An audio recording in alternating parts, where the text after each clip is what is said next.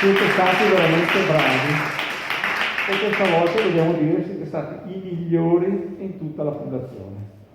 Perché di solito noi siamo presi in causa nel momento in cui avviene l'infortunio, quindi avere anche questa possibilità di agire in maniera preventiva e anzi virtuosa nel riconoscere dei momenti invece in cui le cose vanno bene ci fanno particolarmente piacere.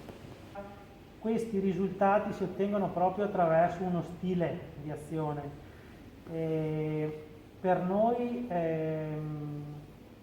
la prevenzione, diciamo, è soprattutto e parte da un momento culturale, cioè quando si ha cultura della prevenzione tutto il resto viene di conseguenza e soprattutto quando questa cultura è un qualcosa di fattivo, non è un qualcosa di teorico eccetera, ma viene proprio incardinata nelle azioni pratiche.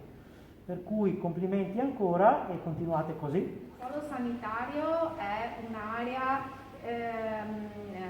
ad elevata attività assistenziale e sanitaria e che offre al territorio tutta la filiera di supporto alla fragilità e l'elevato turnover di pazienti che abbiamo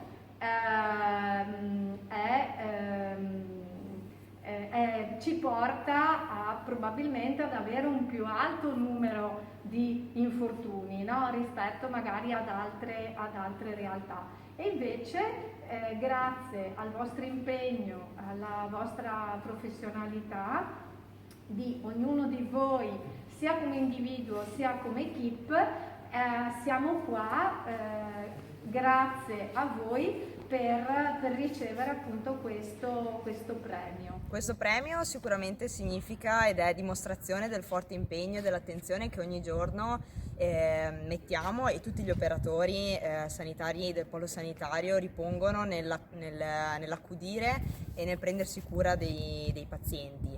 E allo stesso tempo questo premio sicuramente è di forte motivazione a migliorare ogni giorno la nostra pratica quotidiana.